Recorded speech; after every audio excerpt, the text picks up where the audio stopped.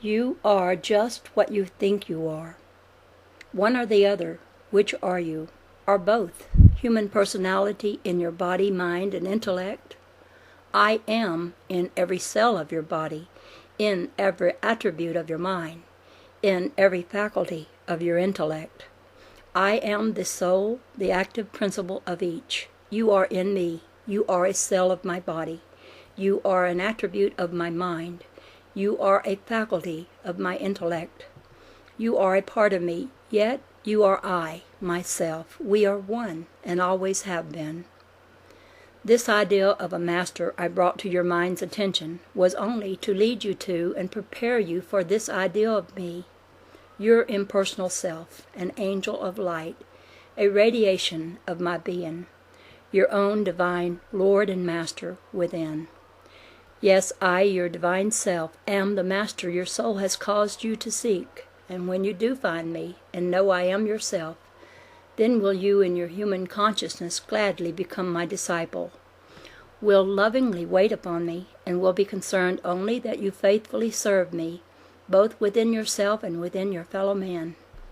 And then will you understand why only one is your master, even Christ. For I, as the Christ, dwell in all men, and am their one and only self. Through all men I am ever calling to you, and trying to reach and impress your human consciousness. As I am continually teaching you, not only through all men, but through every avenue needed at the time, I have many ways of reaching your consciousness, and utilize all to bring you to a realization of my meaning. I speak with many voices, with the voice of all human emotions, passions, and desires. I speak with nature's voice, and with the voice of experience, even with the voice of human knowledge. Yes, these are all my voice, which I use impersonally, to express to you the one fact, that I am in all, and that I am all. What this voice says in its thousand ways is that you too are part of all this all, and that I am in you, waiting for your recognition of me, and your conscious cooperation in the expression of my ideal of impersonal perfection on earth, even as it is expressing in heaven. When this recognition comes, and then only are you ready to meet and know a real master. Then and then only will you realize why I, your own impersonal self, can be and am the only possible master of your human personality. Then also will you understand why, in your personal separate consciousness, you could never recognize or know a real master should you meet him in a physical body. That not until you are able to enter into your Christ consciousness, my consciousness, within you and within him, he would not exist to you other than perhaps as a kind and helpful friend or teacher. When you have attained to that consciousness, then only will you be worthy and qualified to know and commune with your fellows in the great brotherhood of the Spirit, those who have mastered self and who live only to help their younger brothers also to find the Divine One within. If a being should come into your life, who seemed to you divine, and who let you think or call him a master, he is not yet wholly impersonal. Such a one might be a master man, but he would not be the Divine One your soul yearns to serve. Perhaps you would be satisfied to have such a one for a master, even if he were not wholly impersonal. If so, then I would hereafter bring you to a realization of his personal imperfections by a constant comparison with my impersonal perfection, until you would finally turn and come to me in complete abandon, acknowledging me and my impersonality as the only model and ideal, as the true cause which inspired your long search without for my perfection, that could be found only within, hidden deep within your own soul.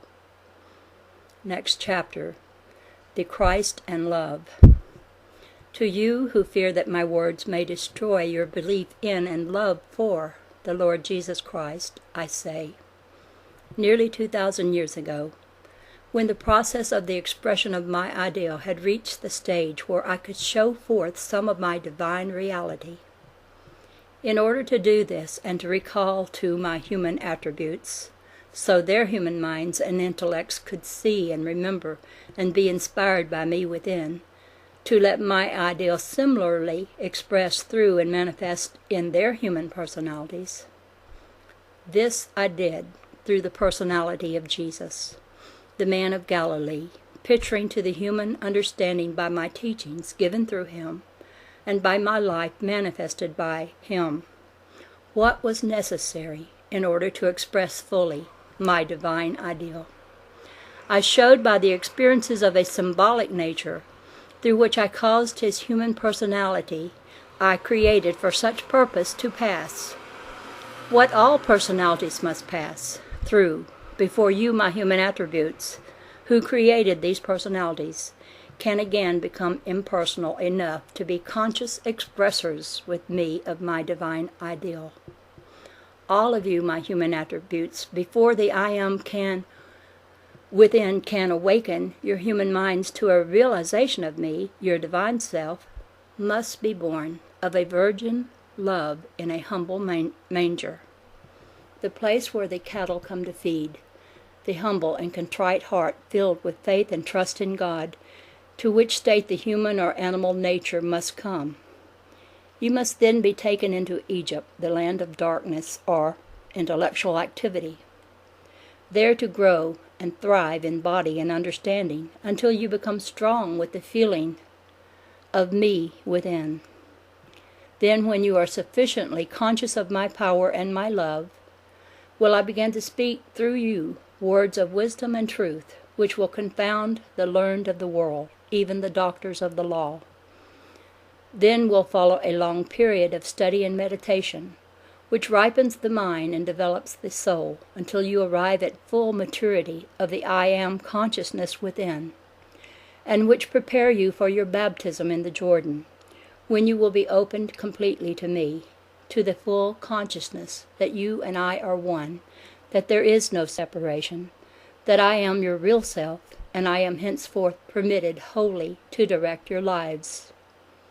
I then lead you out into the world called, in my other revelation, the wilderness, there to try you and make you strong, and to accustom you to the impersonal use of my divine attributes.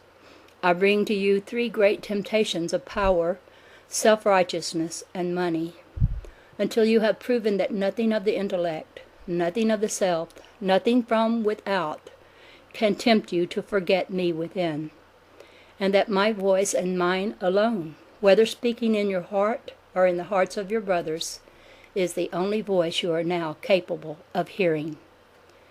This proven, there will begin the period of performing miracles and of teaching the multitude, accompanied by the revilement and persecution of the unbelieving and scoffing world, followed by the trial before Pontius Pilate, the representative of the worldly law, the sentence, the ascent of Calvary carrying the cross, the being nailed upon the cross, the agony, the 3 days in the tomb, and then the final resurrection when you enter into complete union with me.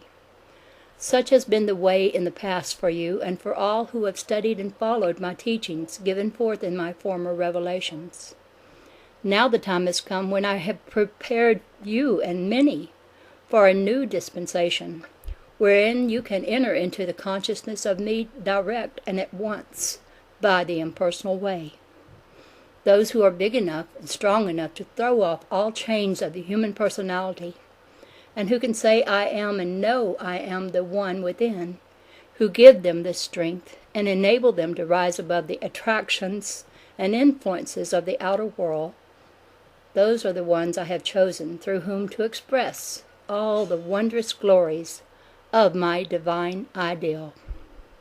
The Christ, or the I Am consciousness, must be born in your heart and in the heart of every human personality, must grow and thrive and pass through in some manner every experience symbolized in the life of Jesus, before you can come to this point and become a conscious expresser with me of my divine ideal.